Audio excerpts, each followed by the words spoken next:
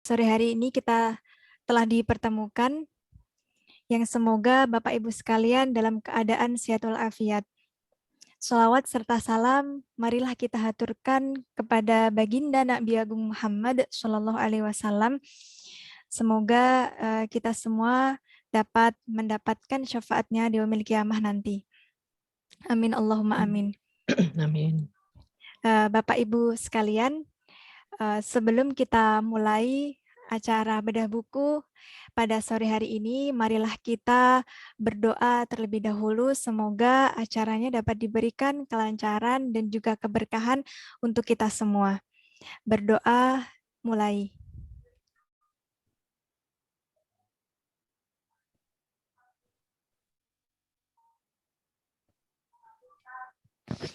Amin ya rabbal alamin. Baiklah, di sini saya sebagai moderator yang akan menemani Bapak Ibu sekalian akan membacakan rangkaian acara pada sore hari ini. Yang pertama, pembukaan. Yang kedua, nanti kita akan ada foto bersama di awal. Kemudian sambutan dari Direktur Penerbit Peneleh. Yang selanjutnya adalah pemaparan dari pembedah terlebih dahulu. Selanjutnya nanti barulah pemaparan dari penulis, kemudian tanya jawab dan juga closing statement. Baiklah, marilah kita buka. Tadi sudah dibuka dengan doa. Jadi sekarang kita langsungkan saja untuk foto bersamanya. Jadi bagi Bapak Ibu sekalian dan juga saudara-saudara sekalian yang belum on cam, masih kami tunggu. Jika jaringannya baik, mungkin bisa ikutan on cam ya. Kita akan ambil fotonya di awal. Oke, baik. Kakak admin bisa bersiap untuk mengambil fotonya ya. Oke, baik Kak Nancy. Bapak Ibu, mari kita ambil dokumentasi sejenak. Bisa memberikan pose terbaiknya. Saya hitung dari sampai 3 ya. Mulai 1, 2, 3. Oke, satu kali lagi. 1, 2, 3. Baik, terima kasih. Saya kembalikan ke moderator. Oke, baik. Terima kasih Kakak admin yang telah mengambilkan foto bersama pada sore hari ini. Langsung saja kita berinjak ke acara yang selanjutnya, yakni sambutan dari Direktur Penerbit Peneleh kepada Bunda Fajar Setio Anggraini MSI. Kami persilahkan.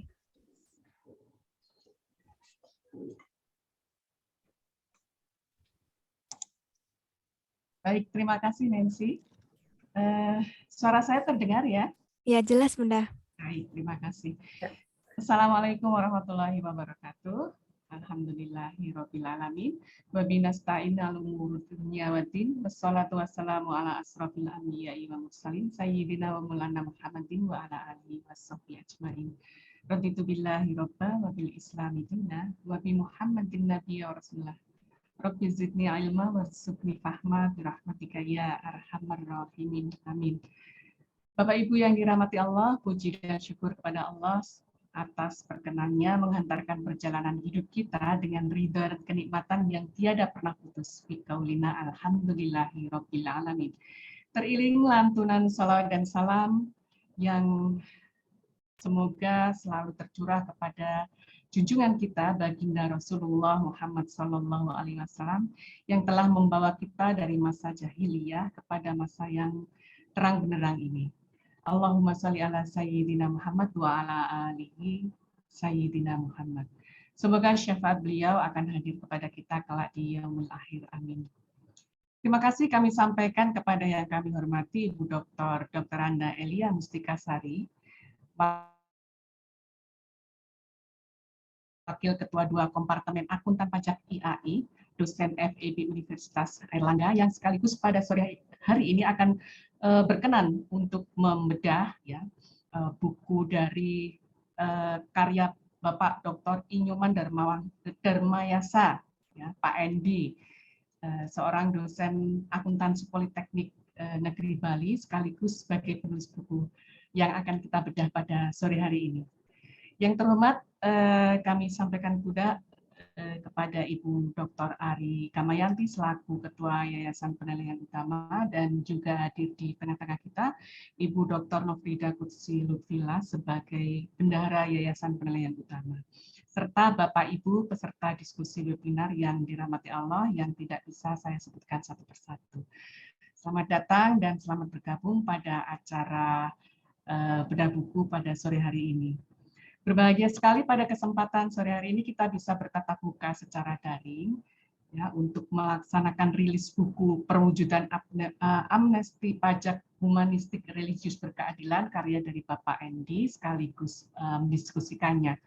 Acara ini merupakan rangkaian kegiatan yang rutin diadakan oleh penerbit Peneleh yang merupakan satu rangkaian dari proses penerbitan buku-buku baru kita gitu ya.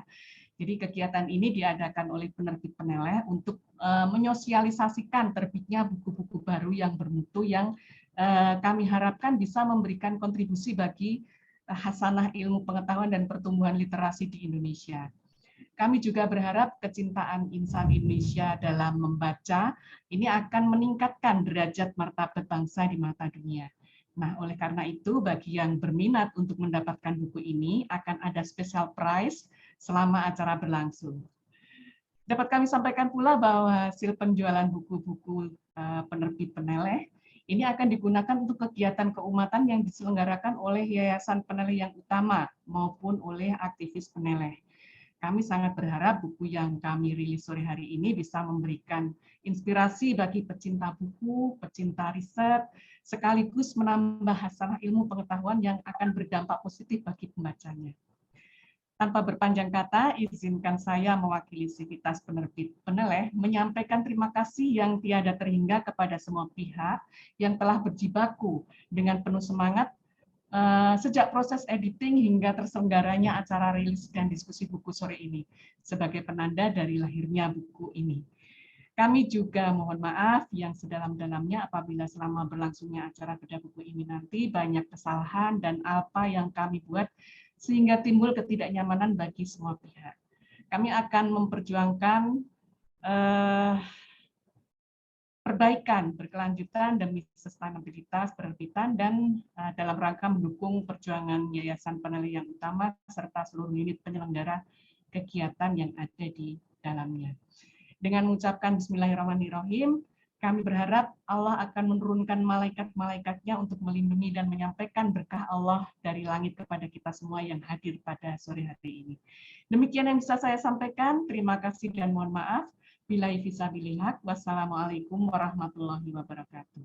Terima kasih Kakak Nancy, saya kembalikan waktunya. Waalaikumsalam warahmatullahi wabarakatuh. Terima kasih banyak Bunda atas sambutan luar biasanya. Baiklah Bapak Ibu, kita pada sore hari ini tadi belum disebutkan mungkin kita akan membedah buku apa sih? Nah, pada sore hari ini kita akan membedah buku yang berjudul Perwujudan Amnesti Pajak Humanistik Religius Berkeadilan. Nah, buku ini merupakan karya dari Bapak Inyoman Darmayasa. Beliau menyatakan di dalam bukunya bahwasanya buku ini terinspirasi ya dari buku Pak Yudi Latif, Negara Paripurna, Historitas, Rasionalitas, Aktualitas Pancasila, yang mana beliau mengkritisi bahwasanya ternyata pada baik tataran filosofis maupun praktis terdapat pelaksanaan Pancasila yang belum secara holistik dan juga religius kenyataannya dan belum berkeadilan secara nyata sebagaimana yang ada di dalam Pancasila. Sehingga di sini beliau membuat buku ini, latar belakang buku ini terhadap realitas yang terjadi di dalam pelaksanaan dari amnesti pajak kita itu sendiri. Apakah itu berpihak pada masyarakat seutuhnya atau ternyata hanya berpihak pada pemilik modal. Nah, bagaimana kelanjutannya? Langsung saja kita mulai dengan pemaparan dari pembedah terlebih dahulu. Nah, mari kita sapa terlebih dahulu dari pembedah. Halo Ibu Dr. Elia Mustikasari. Halo Mbak, selamat sore. Assalamualaikum warahmatullahi wabarakatuh. Assalamualaikum warahmatullahi wabarakatuh. Bagaimana Ibu kabarnya? Ya, alhamdulillah baik, walaupun kegiatan banyak, Mbak ya, menit demi Alhamdulillah. menit gitu ya. Ya, Baik. Ibu Dr. Elia ini merupakan Wakil Ketua 2 Kompartemen Akuntan dan juga Pajak IAI dosen FEB Unair. Nah, ini ada tulisannya di sini ya, Bu Dokter. Terima kasih, Bu, telah menyempatkan waktunya. Mungkin langsung saja ya, Ibu. Buat teman-teman nanti jangan lupa kita akan ada diskon 20% untuk bukunya. Nanti teman-teman panitia akan membagikan linknya. Nah, sekarang waktu dan layar kami persilahkan pada Ibu Elia. Ya, terima kasih atas waktu yang diberikan kepada saya dan atas kepercayaan memilih saya sebagai pembedah ya. Pertama-tama saya ucapkan Bismillahirrahmanirrahim. Assalamualaikum warahmatullahi wabarakatuh. Salam sejahtera bagi kita semua, nggih. Bapak Ibu yang non Islam, kita sama ya namanya, artinya tetap salam sejahtera bagi kita semua. Mohon maaf karena ini banyak warga Bali ya. Saya sangat senang ya sebenarnya Pak Dharmayasa ini, Pak siapa namanya, Pak Nyoman Dharmayasa ini kita sudah kenal ya sebenarnya walaupun tidak terlalu dalam. Beliau sering meminta bahan-bahan atau materi-materi dari saya, ternyata jadi tulisan yang luar biasa seperti ini. Pertama saya sampaikan dulu yang terhormat untuk Pak Haji Dedi Mulawarman. Ini posisinya sebagai apa ya? Mohon maaf saya tidak copy tadi, dan Ibu Ari Kamayanti sebagai ketua yayasan dan Ibu Anggra ini penerbitnya Ibu, ketua penerbit. Yeah. Mohon maaf ya karena tidak jadi ada splatteran Bu tadi tidak jelas.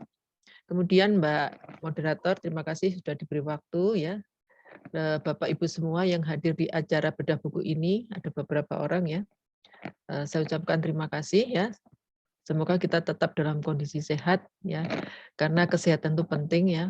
Selama ini kita sudah pernah mengalami hal yang kurang menyenangkan di pandemi COVID-19, bahwa kita menyadari bahwa kesehatan itu sesuatu yang mahal dan luar biasa dampaknya ya terhadap kehidupan kita keseluruhan. Oke, kemudian sebelum saya juga mau membedah, saya ucapkan selamat dulu kepada Bapak Dr. Inyoman Dharmayasa ya, yang telah lulus doktor ya Pak. Waktu itu saya beliau masih sekolah ya waktu itu, masih kuliah. Komunikasinya waktu kuliah, kemudian ternyata jadi tulisan luar biasa. Nah, selamat juga bahwa saya gini Pak Nyoman, menyadari bahwa Anda bisa menghasilkan buku semacam ini tuh perjuangan yang pasti sangat cukup berat gitu ya. Luar biasa kalau Anda bisa menghasilkan buku tulisan seperti ini, menurut saya sudah hasil yang luar biasa ya. Artinya proses mulai dari ide, kemudian diwujudkan dalam proposal, sampai menjadi penelitian, kemudian menjadi disertasi, kemudian jadi buku, itu butuh waktu, effort yang luar biasa, dan konsistensi yang sangat rigid gitu.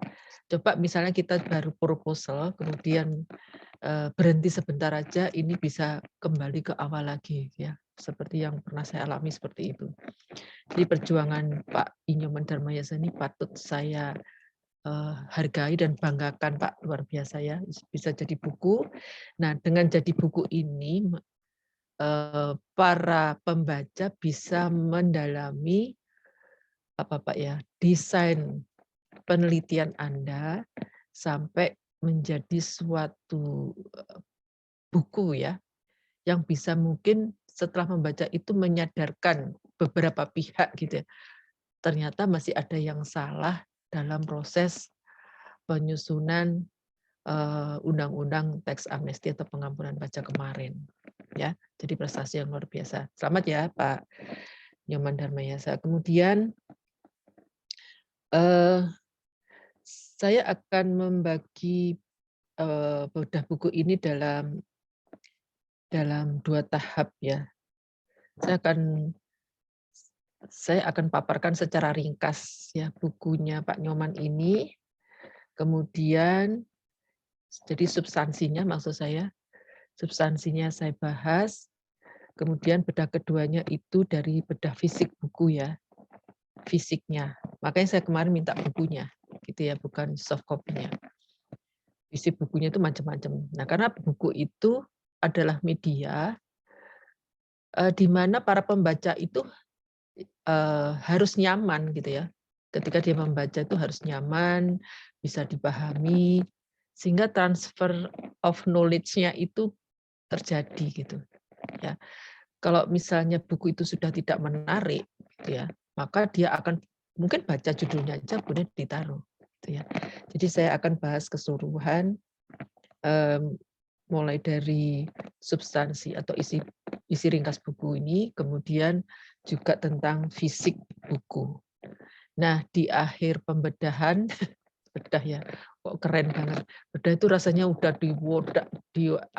dibuka semuanya gitu supaya kelihatan isinya gitu ya. Nah, tentunya kalau dibuka semuanya akan kelihatan positif dan negatifnya. Dalam sebuah buku memang tidak terlepas ya, ada positif dan negatif, sehingga atau kekurangannya, bukan negatif yang atau kekurangan. Kekurangan itu nantinya mendorong penulis atau penerbit untuk menulis atau menerbitkan buku yang lebih baik lagi. Jadi saya akan berikan saran-saran begitu. Baik ya, jadi yang pertama saya akan bedah tentang isi buku yang berjudul Perwujudan Amnesti Pajak Humanistik Religius Berkeadilan. Oke. Nah, sebelum saya membedah, saya akan landasi dulu sedikit pengetahuan saya tentang mengapa terjadi amnesti pajak di Indonesia saat itu. Ya, saya ikut duduk di meja yang sama oleh para pemikir, gitu ya. Waktu itu saya kedudukan saya di IAIKPJ, ketika ditanya oleh Menteri Keuangan, apa yang bisa Anda sarankan mengingat kondisi ekonomi Indonesia waktu itu, ya waktu itu sebelum dikeluarnya Undang-Undang tahun 2016, pencapaian pajaknya sangat rendah. Bahkan kalau saya boleh memberikan ini ya sedikit, seharusnya rahasia ya. Bahkan waktu itu kalau tidak salah target itu masih tercapai sekitar 50%-an gitu ya. Padahal sebenarnya di bawah itu. Betapa kondisi ekonomi atau keuangan Indonesia saat itu sangat butuh fresh money. Ya. Nah, kemudian para pemikirnya yang di IAIKPJ itu kan memang orang-orang yang baik dari Direktorat Jenderal Pajak maupun praktisi, kalau memang ahli-ahli di bidang pajak semua. Ya, bahkan konsultan pajak yang first tier gitu ya. Kemudian para ahli yang duduk di situ, yang di dalam organisasi itu juga orang-orang yang ahli di bidangnya. Nah, usulannya mengerucut pada pengampunan pajak. Ya, tapi sebelumnya sudah debat luar biasa. Ya, kenapa pengampunan pajak? Kita tahu bahwa di pengampunan pajak di Indonesia itu sudah terjadi 5-6 kali ya, sebelum sebelum yang pengampunan pajak versi 1 atau yang Undang-Undang nomor tahun 2016 itu sebelumnya sudah terjadi 4 kali. Mulai tahun 1964 waktu itu zamannya Pak Karno. Kemudian beberapa kali di zamannya Pak Harto, dan masih ingat ya sunset policy yang saya bilang pengampunan pajak setengah hati.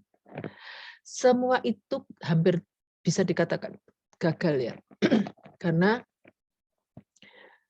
pada saat dikeluarkannya teks amnesti pajak yang waktu itu fungsinya pasti memperluas tax base, bahwa data-data pajak atau WP atau kekayaan WP atau penghasilan WP yang dipunyai Direktorat Jenderal Pajak itu terbatas. Banyak yang nggak lapor, banyak yang menyembunyikan, banyak yang melarikan ke luar negeri. Ya. Padahal kalau misalnya itu semua kita bisa dapat, luar biasa Indonesia ini kaya. Ya. Bahkan kita dapat ada beberapa penelitian yang mengatakan bahwa underground ekonomi atau apa ya, penghasilan tidak laporkan itu terjadi bukan hanya di Indonesia, seluruh dunia termasuk Amerika gitu. Di mana Amerika itu mengatakan 40% GDP-nya itu tidak dilaporkan. Itu sangat besar nilainya. Di Amerika loh, belum di Indonesia. Ya. Nah, oleh karena itu beberapa negara pun sudah menjalankan tax amnesty dan kegagalan mereka pada umumnya tidak didukung oleh pressure ya. Jadi tidak didukung oleh aturan lain yang bisa membuka data itu gitu ya secara otomatis seperti yang kemudian ada AEOI tadi. Nah, awalnya AEOI itu dengan Amerika merasa kecolongan. Terus Amerika itu karena negara dikdaya mengharuskan semua negara itu melaporkan semua penghasilan warga negaranya atau perusahaan-perusahaan yang ada di luar negeri di luar gitu ya kepada Amerika. Nah, kok sepihak banget gitu ya. Nah, akhirnya sepakat negara negara-negara G20 itu mengatakan bahwa kenapa harus sepihak? Seharusnya semua dong, saling gitu ya. Akhirnya sepakat untuk saling memberikan informasi, maka timbullah AEOI atau Automatic Exchange of Information. Dengan Automatic of Information, data itu akan terbuka lebar. Ditambah dengan data akses DJP diberikan akses membuka rekening bank. Karena masalahnya sebenarnya memang di situ. Ya, harta itu disembunyikan ke negara-negara Cayman Island, negara-negara surga pajak itu karena data akses keuangan, data akses banknya tidak diizinkan. Tidak ada AEOI atau pelaporan otomatis antar negara. Ya, begitu itu dibobol gitu ya ceritanya, maka semua akan terbuka lebar.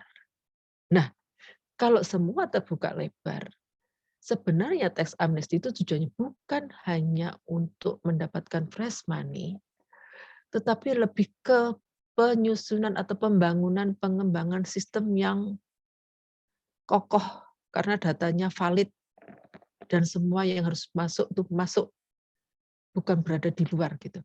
Ya, sebenarnya harta masing-masing negara itu besar-besar, yang hilang tuh gede banget nilainya gitu loh, sama dengan Indonesia. Kalau penghasilan yang disembunyikan atau dilarikan ke luar negeri tadi itu bisa dikembalikan ke Indonesia menjadi harta yang bisa diinvestasikan, menjadi perputaran ekonomi Indonesia itu semakin bagus gitu ya, dan pasti mengangkat GDP kita ya. Nah, sebenarnya tujuan awalnya memang untuk mengisi cash, tapi tujuan lain yang tidak kalah penting adalah membuat semacam jembatan.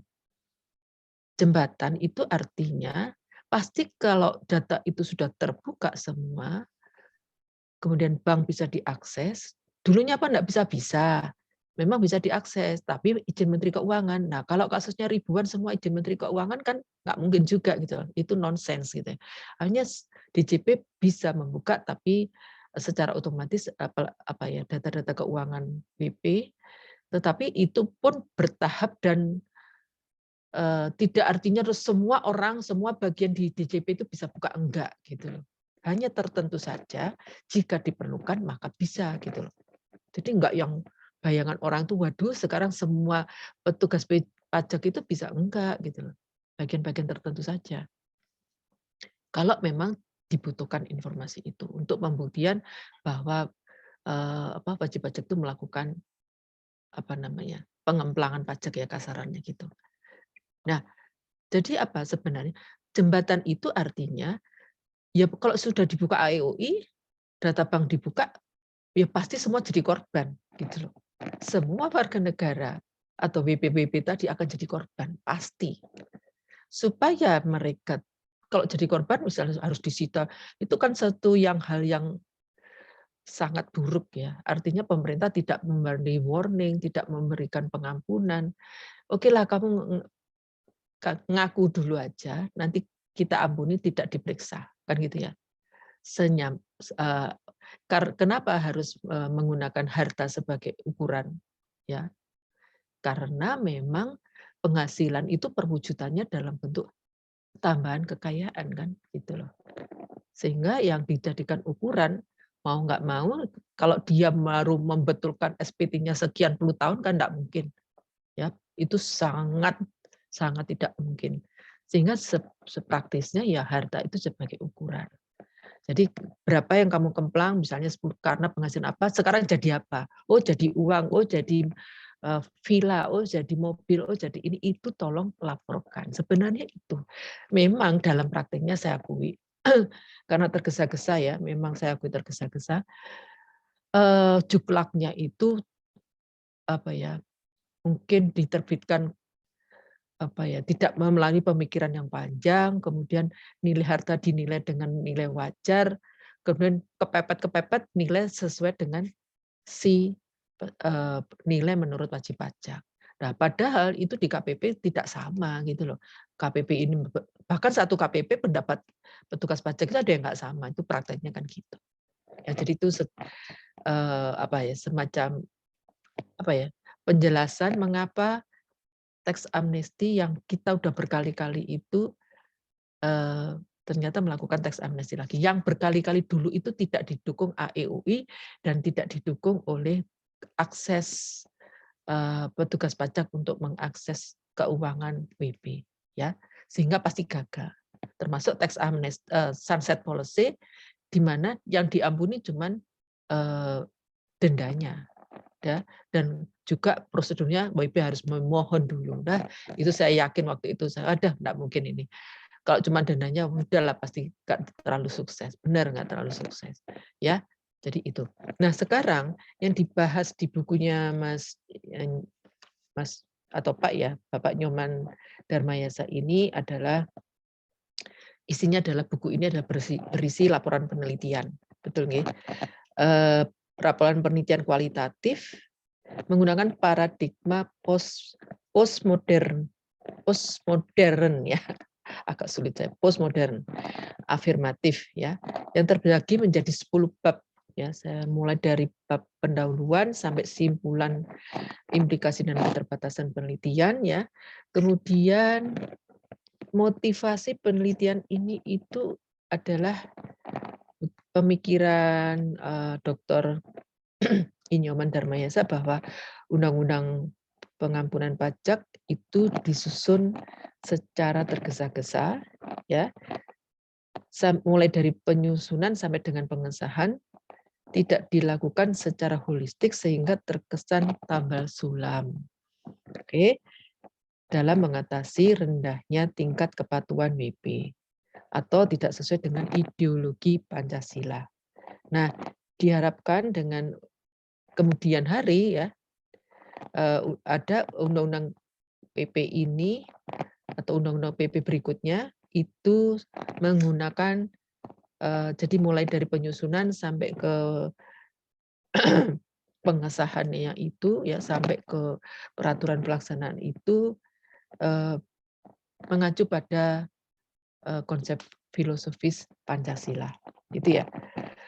Nah, sehingga diharapkan kalau undang-undang PP berikutnya itu menggunakan konsep filosofis Pancasila, diharapkan ada kepatuhan sukarela, gitu ya. Jadi nggak usah diancam-ancam gitu ya. Akhirnya pajak harusnya mempunyai kepatuhan yang sukarela. Mohon maaf, masih berapa menit, Ibu Moderator?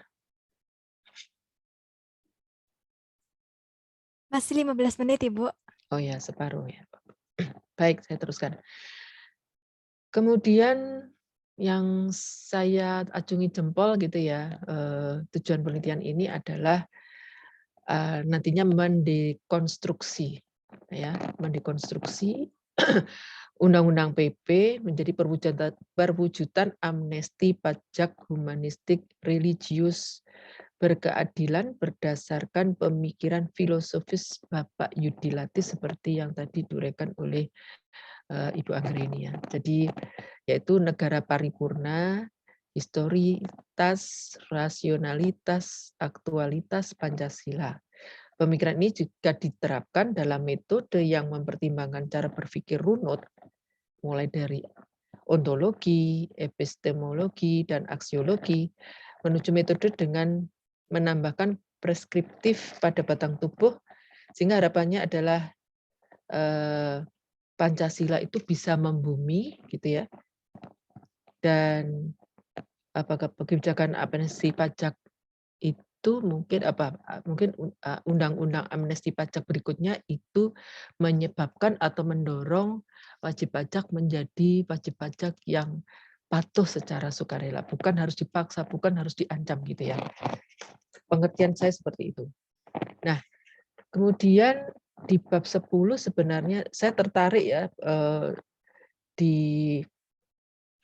kalau saya baca, saya nggak mungkin baca seluruhnya dari depan ke belakang dalam waktu hanya 30 menit ya. Saya bahas dalam 30 menit itu hal yang tidak mungkin, jadi saya cuplik-cuplik aja yang penting-penting gitu ya. Pak Nyoman Dharmayasa ini juga memberikan usulan-usulan bacaan ya, atau teks modernitas yang awalnya, yang menurut beliau itu bermasalah, seperti di halaman 193 itu, definisi tentang biaya perolehan aset pengampunan pajak adalah nilai aset berdasarkan surat keterangan pengampunan pajak. Itu teks di undang-undang. Dia mengusulkan bahwa biaya perolehan aset pengampunan pajak adalah nilai aset menurut WP dengan mengedepankan semangat gotong royong yang tertuang pada formulir SPH sebagai suatu kontribusi membangun bangsa dalam surat keterangan pengampunan pajak. Menurut saya sangat idealis gitu ya. Maksudnya kalau ini bisa diterapkan, betapa indahnya gitu ya. Betapa nyamannya, betapa amannya ya kita hidup di Indonesia gitu ya. Ya, di mana kita ini berbagai macam suku ya, walaupun berbagai macam suku tapi negara kita adalah negara yang beragama ya, bukan ateis gitu ya. Artinya semua agama mengajarkan kebaikan. Nah, memang apa ya? Usulan ini ideal gitu ya, ideal. Dan kalau bisa diterapkan itu luar biasa.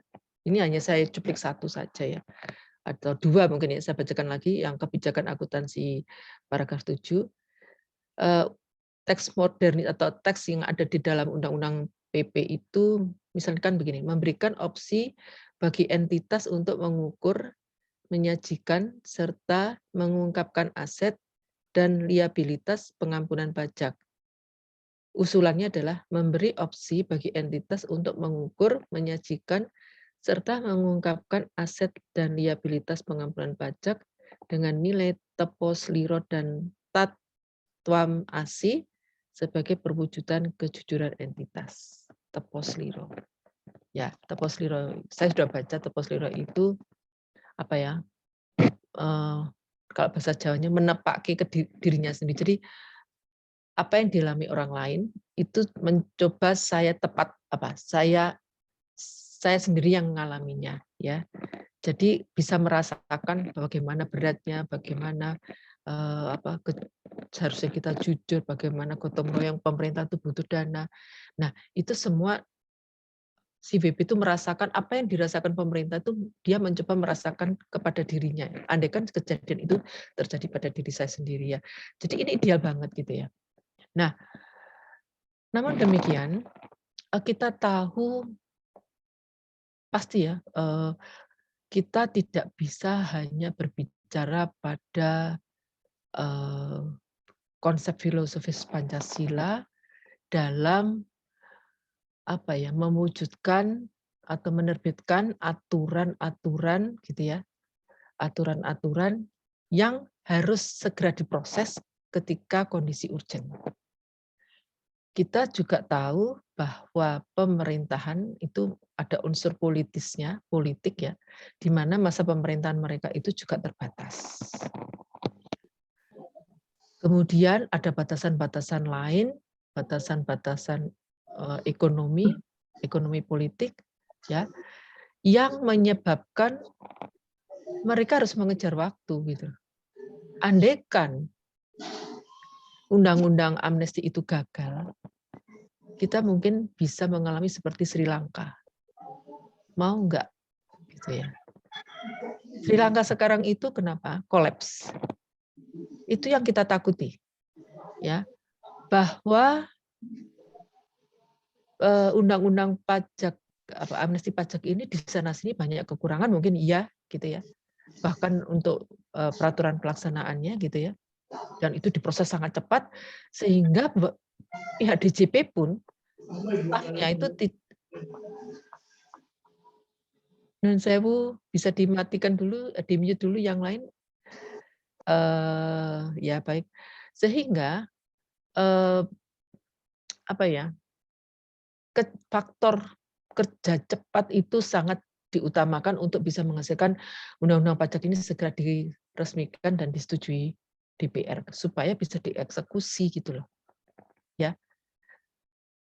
Kita punya skala prioritas dalam bernegara atau menjadi pemerintah itu pasti punya skala prioritas ya, urgent dan tidak urgent sampai tidak urgent, genting sampai tidak genting. Ini sudah menurut saya sudah genting. Ya, menurut saya sudah genting. Sehingga ini segera harus dieksekusi. Oke. Nah, ternyata dengan dukungan AEOI kemarin ya yang pelaksanaan pengampunan pajak yang pertama itu yang tahun 2016 itu dan didukung oleh akses ke rekening BP itu bisa dikategorikan sukses. Bahkan lebih sukses dari negara-negara yang lain atau lebih sukses dari pengampunan pajak sebelumnya. Oke, walaupun ini belum yang 100%. Ya, makanya ada lagi katanya amnesti teks amnesti kedua jilid 2, tapi sebenarnya bukan, agak berbeda, pengungkapan sukarela. Karena apa? Kita tahu ya, terakhir-terakhir ini ternyata pengemplak pajak kita itu bos-bos besar, bekas-bekas pejabat ya, yang sebenarnya udah kita tahu sudah disita hartanya yang nilainya cukup besar itu. Sebenarnya tujuannya itu, tapi mereka ternyata tidak melakukan pengungkapan, ya, maka diadakan BPS kedua itu, ya. Nah, dengan demikian harapannya database pemerintah tentang penghasilan warga negara Indonesia maupun entitas-entitas yang ada di Indonesia yang menjadi subjek pajak itu menjadi bisa ditata lebih baik sehingga kita kalau kita tahu datanya yang valid itu potensi pajak, kemudian ini sebaiknya digunakan apa, penataan itu jadi lebih mudah gitu, ya. Mungkin saya agak kurang sependapat dengan yang mendasari atau yang memotivasi Pak Dr. Inyoman Darmayasa ini dalam melakukan penelitian teks amnestinya. Jadi ada kecurigaan mungkin ya. Memang yang tersebar di masyarakat itu tidak sama yang sebenarnya yang ada yang kejadian sebenarnya. Yang tersebar itu luar biasa. Menyimpangnya banyak banget gitu ya. Saya tuh gemes gitu ya, mau menjawab tapi kok banyak banget gitu ya. Tapi ya sudahlah karena tidak pahaman. Oke ya, jadi paling tidak mungkin Pak Nyoman nanti bisa menerbitkan buku-buku lainnya atau meneruskan riset ini gitu ya untuk tahapan berikutnya dengan mewawancarai orang-orang yang ikut andil dalam melahirkan teks amnesti. Oke, itu ya. Kemudian ada sedikit kritik ya, kritik dari ini pembahasan dari fisiknya dulu ya. Fisik dulu, dari fisiknya itu yang kedua dari fisik. Buku ini enak dibaca ya. Apa itu? Dari sisi ukuran huruf, kemudian desain sampel yang sederhana, tidak ribet, kemudian ukuran tata letaknya Sehingga saya membaca walaupun cukup berat ya materinya, itu saya tidak merasa berat. Ya, materinya cukup berat. Ya, apalagi yang tidak ada background pajak, tidak ada background riset multi paradigma ya, kualitatif. Ini cukup berat gitu ya. Ya. Sehingga saya nyaman dan enak dibaca, memang hurufnya juga enak. Cuman ada beberapa hal yang saya usulkan gitu ya. Latar belakang ini ya, sebentar. Ini saya tadi sudah tuliskan. Buku ini adalah buku tentang riset ya. Jadi seperti laporan riset. Harapan saya waktu saya baca buku ini, waktu saya baca judulnya, awalnya adalah uraian tentang temuan riset. Jadi tidak laporan riset seutuhnya, mulai dari latar belakang, ya, kemudian permasalahan, kemudian teori, dan sampai pembahasan simpulan saran. Kalau seperti itu, harapan saya masuk ke jurnal saja gitu ya. Tapi yang saya harapkan pertama kali saya baca buku ini adalah kesimpulannya gitu, pengembangannya, implikasinya gitu. Kemudian mungkin dikaitkan dengan tulisan-tulisan lain. Jadi buku ini adalah temuan gitu loh, ya, bukan hasil laporan penelitian gitu. Kemudian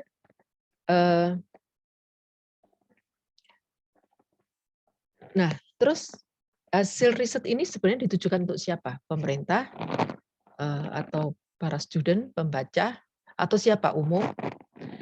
Kalau memang iya, maka buku ini masih limit ya, terlalu menggunakan istilah-istilah yang tidak dipahami, tapi tidak ada footnote. Ya, seperti istilah apa ya yang saya temukan, saya juga simulakra, apa ya simulakra? Ya, ada simulakra, ada apa?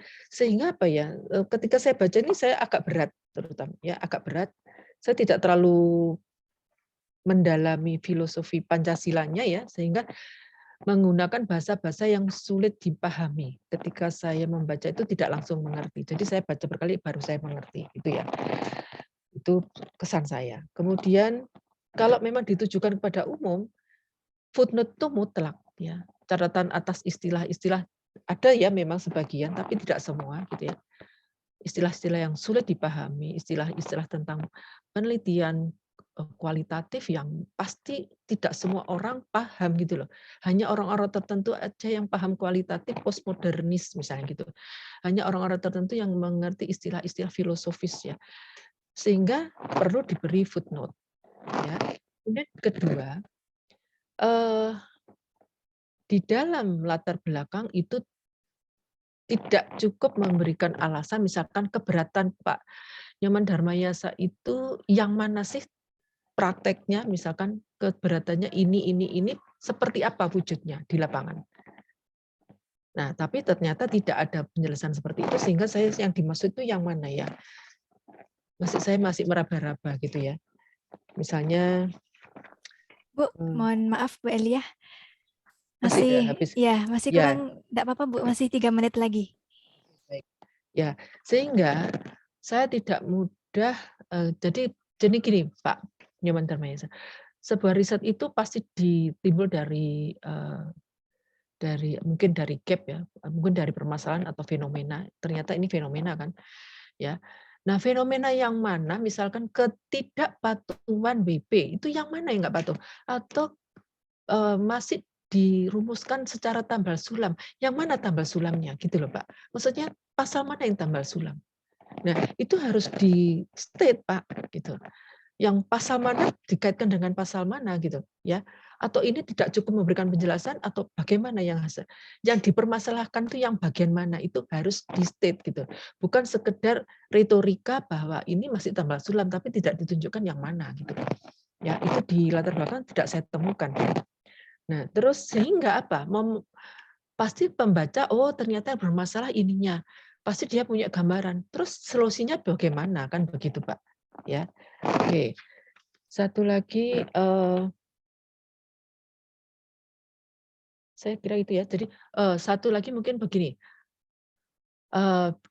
tolong diberi apa ya, semacam quote gitu ya, tiap bab itu sehingga para pembaca itu bisa menebak isinya dan tertarik untuk mendalami. Jadi misalnya bab 1 tentang apa? Quote-nya apa sih? Hal yang mendorong pembaca itu membaca lebih dalam itu apa? Tolong diberi quote sehingga kita tertarik, Pak. Dan punya gambaran gitu ya, punya gambaran awal sehingga kita tarik untuk mendalami. Saya kira itu ya. Jadi saya acungi jempol dulu karena memang untuk menyelesaikan buku semacam ini butuh waktu yang tidak pendek ya dan pemikiran yang dalam. Dan terima kasih saya sudah diberi kesempatan. Saya kembalikan kepada moderator.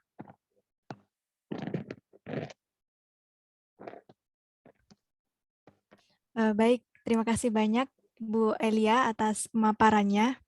Tadi beliau telah memaparkan secara rigid ya teman-teman dan juga Bapak Ibu sekalian bahwasanya beliau membedah dari segi substansi dan juga dari segi fisiknya. Nah, tentu saja ini menjadi masukan kita juga selaku bagian dari penerbit untuk fisiknya. Kemudian tadi juga terdapat masukan-masukan untuk Bapak Inyoman sendiri. Nah, kita sebelum melanjutkan acara akan ada penampilan video yang akan ditampilkan dari kakak admin. Nah, ini tadi sudah di-share buat Bapak Ibu yang berkenan untuk membeli. Kami ada diskon 20%, jadi langsung saja untuk mengklik linknya, karena diskon hanya berlaku atau berlangsung pada saat acara. Sekarang saya persilakan kakak admin untuk share screen videonya.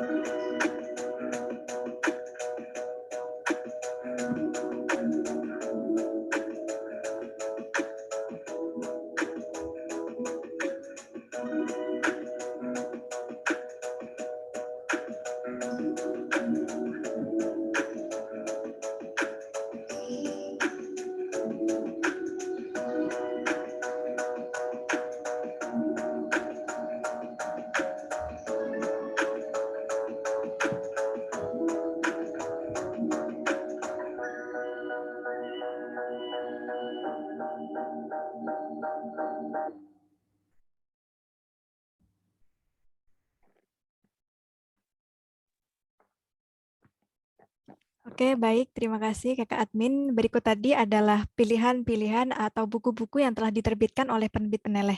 Jadi bagi Bapak Ibu yang berkenan nanti dapat cek di Instagram kita maupun di website kita penerbit Peneleh.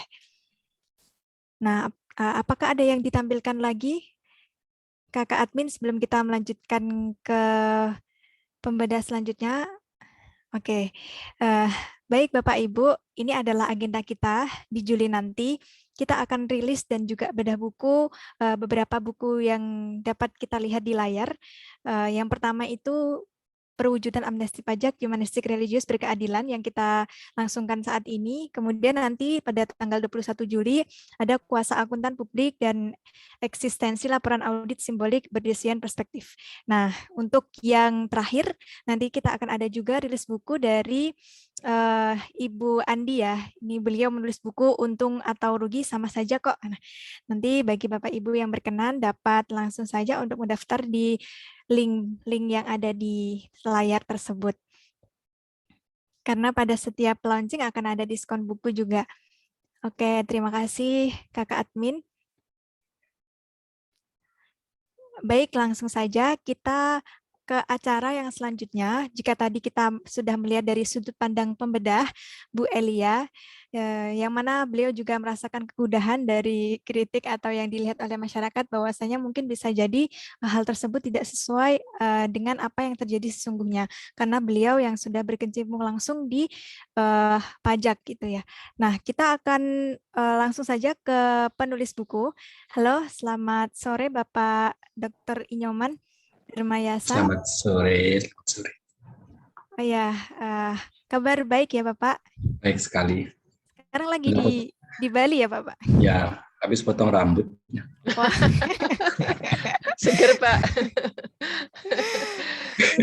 Kelihatan masih muda terus nih. Iya, seleranya muda, Bu Dokter. Siap, kami ucapkan selamat juga ya Bapak atas disertasinya yang juga telah menjadi buku. Langsung saja mungkin Bapak, marilah kita ke bagaimana sudut pandang penulis nih Bapak, selaku penulis buku. Nah, silakan Bapak, waktu dan layar kami persilakan. Terima kasih Bu MC. Nyoman aturkan ini dulu salam. Om Swastiastu. Ini ada Bu Sukasih, ada Pak Iman Putra. Assalamualaikum warahmatullahi wabarakatuh. Nama budaya, salam kebajikan, salam sejahtera untuk kita semua. Ini Nyoman lihat ketika menyusun disertasi ini ternyata hasilnya bukan hanya ijazah. Hasilnya adalah kecanduan menulis. Bagus, kecanduan menulis dan ya memang itu mungkin harapannya akademisi. Di sini tadi Nyoman lihat ada, mungkin Bu Elia sulit panggilannya Andy, N ini ke Nyoman, D ini ke Darmayasa. Itu brand lokal Bali. Siap Bapak, siap. Kemudian baik Pak Andy gitu ya. Ya, Bu Elia ini Nyoman lihat dulu, ya jujur aja ide ini kan muncul gara-gara Bu Elia tampil di depan itu waktu di Surabaya. Tampil itu sebenarnya acara PPL-nya IAPI, Ikatan Institut Akuntan Publik Indonesia di Surabaya. Di sebelahnya Ibu Dr. Elia itu ada konsultan pajak yang menampilkan link tentang penempatan dana di luar negeri. Oh iya, Bu Seti. Bukan Bu Seti, Bapak. Oh Bapak, oke. Pak Sony kalau nggak salah. Nyoman minta linknya, Nyoman pelajari gitu. Kemudian Nyoman presentasikan di depan seminar proposal. Dengan bangganya Nyoman menampilkan itu, ternyata pengujinya bilang gini, terus kamu bangga ngeliat kayak gitu? Kaget juga. Artinya ya apa yang kita bisa kita perbuat, gitu. Next-nya pertanyaannya gitu. Kemudian tadi di chat juga Bu Elia Nyoman orangnya nggak seriusan orangnya. Mungkin jangan kaget kebanyakan canda di Zoom ini. Karena orangnya memang seperti itu. Kemudian di chat share screen ini Nyoman lihat ada ini. Ada Bu Dr. Arika Mayanti, Bu Elia, Dr. Elia itu pembimbingnya katanya. Berarti karena Andy itu banyak belajar dari Bu Dr. Arika Mayanti, disertasi ini juga banyak di review, berarti Andy itu cucunya Dr. Elia yang turunnya 2 kali. Ya gitu. Kemudian di sini juga Nyoman banyak mengikuti Pak Adrian Muluk. Kayaknya hadir di sini. Pak Adrian Muluk tuh banyak posting tentang KKP Atlas di YouTube, betul nggak Pak Adrian? Iya. Ya, saya copy itu semua Pak, saya download, saya simpan, saya sajikan di kelas. Kan ya gitulah kita belajar banyak lah. Ya mungkin bedah buku ini memang inisiasi penerbit penulis ini mempertemukan kita lah, mempertemukan kita. Awalnya Nyoman itu stuck sampai di disertasi aja. Nggak usah diapa-apain lagi lah, yang penting udah tamat gitu. Awalnya seperti itu, cuman penerbit penulis itu dengan semangat juang 45-nya agak berupaya tolong dong jadiin itu buku, padahal niatnya nggak ada. Artinya udahlah yang penting udah tamat gitu. Tapi benar juga kalau nggak dipublikasikan, untuk apa kita meneliti? Diam dong ya di perpustakaan. Kemudian setelah Bu Dr. Elia review, benar juga banyak sekali ininya. Ya formatnya untuk siapa sih buku ini gitu. simulakra Ibu Dr. Elia dosen aja masih nyari-nyari, apalagi yang klien Betul. yang UMKM. Iya, Apa betul. ini simulakra? Terus di bab satunya kok kondisi realnya nggak muncul, tambal sulam tuh pasal yang mana, quote itu biar menarik harusnya per bab ada quote. Nah, betul banget. Jadi ya ini menjadi input yang luar biasa gitu. Input yang luar biasa. Kalau di awal Nyoman mengkritisi bahwa undang-undang amnesti pajak itu adalah terburu-buru, mungkin buku ini juga jadi terburu-buru untuk publish dalam bentuk buku gitu. Satu. Sama Terus ya. yang kedua Nyoman beda loh, Bu Dr. Elia. Nyoman malah next-nya yang Nyoman pikirkan adalah kenapa buku itu muncul dan tidak membahas buku itu lagi. Nyoman menyiapkan sedikit slide, sedikit presentasi, mohon izin kepada Ibu Nancy namanya, tapi tampil panggil Ibu 2024. Ibu Nancy. Siap, tadi lupa mungkin, diganti Bapak. Nanti mungkin Nyoman Endir share slide. Sebenarnya disertasi itu jadi buku kan ada kata-kata preskriptif. Bahwa kita, kan Ibu Dr. Elia bilang kita tuh udah 4 kali loh amnesti pajak. Berevolusi dia, kemudian ada AEOI, kebukalah kerannya, ketahuan semua. Ternyata Nyoman juga implikasi dari seminar yang sering Bu Dr. Elia sampaikan, karena mengikutin terus kemana-mana, berbagai webinar diikutin, bahkan sampai nggak ada bolongnya semua webinar kait amnesti pajak, baik itu IAPI, IAI, semuanya Nyoman ikutin DJP, dan bahkan sampai sekarang jadi kecanduan mengikuti PPS. Jadi Nyoman coba mempreskriptifkan karena hasil ujian itu bilang untuk apa kamu meneliti sesuatu yang udah lewat. Ini apa kontribusinya? Makanya ada tambahan metodologi historisitas, rasionalitas, aktualitas, preskriptif. Preskriptif itu kita memproyeksikan ke depan. Proyeksinya adalah ini bisa aja ada amnesti pajak berikutnya, mungkin namanya berbeda, istilahnya berbeda, peruntukannya berbeda. Coba Nyoman share screen dulu ya. Siap, sudah bisa ya, Pak? Oh ya, siap. Jadi ini bagian akhir. Di awalnya adalah, jadi penerbit peneleh memberikan kesempatan kepada Nyoman untuk rilis dan bedah buku, Nyoman dari PNB, ini ada Bu Sukasi juga, Pak Adi juga dari tadi, perwujudan amnesti pajak humanistik religius berkeadilan, yang melanjutkan. Ini coba apakah terkoneksi enggak ini buku dengan kondisi saat ini. Jadi coba Nyoman review sedikit PPS. PPS itu program pengungkapan sukarela. Diawali dengan OECD model, kemudian kepatuhan pajak pasca amnesti, katakanlah pasca buku itu. Kemudian ada kebijakan 1 dan 2, adilkah PPS yang kita pengen sounding di buku itu. Ini mungkin udah menjadi umum ya, bahwa OECD itu punya model gitu. Ya, bagaimana sih caranya kita push biar compliance strateginya itu bagus, tergantung pada attitude-nya. Ya, sederhananya kalau mereka sudah mau taat, ya kita harus make it easy lah. Kalau mereka itu memang taat, itu ya permudahlah. Tapi kalau mereka agak arah-arahnya itu memang memutuskan tidak taat, ya kita harus memang law enforcement. Itu segitiganya. Kemudian coba Nyoman tampilkan bagaimana sih kepatuhan pajak pasca amnesti pajak.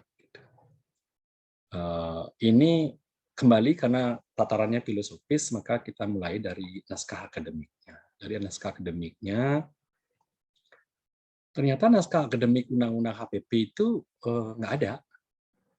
Itu lepas tidak mungkin nanti Bu Elia juga paham. Coba Nyoman enter dulu. Ternyata yang ada adalah naskah akademik rancangan undang-undang tentang perubahan kelima tentang KUP. Karena dalam disertasi itu di bagian preskriptif juga Nyoman menyampaikan bahwa KUP juga ada beberapa hal yang harus disesuaikan. Isi daripada naskah akademik itu di halaman 7 yang warna kuning ini. Jadi rendahnya tingkat kepatuhan wajib pajak.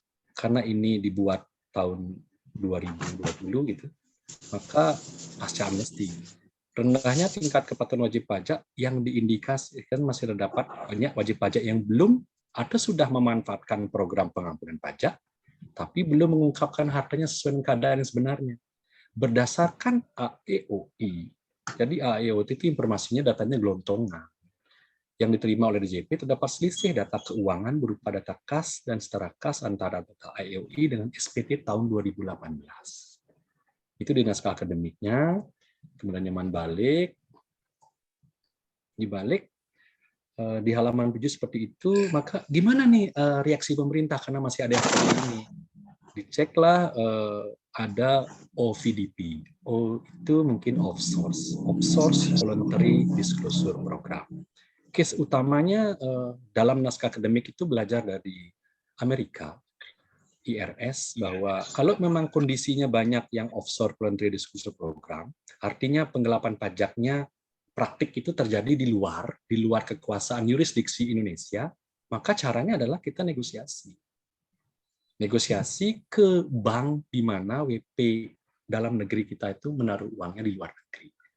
Ternyata Amerika mencoba itu dan tidak berhasil karena negara tempat menaruh uang itu memberikan datanya, cuman WP-nya segera memindahkan ke negara lain yang tidak terjangkau di AEOI. Itu ada di naskah akademik.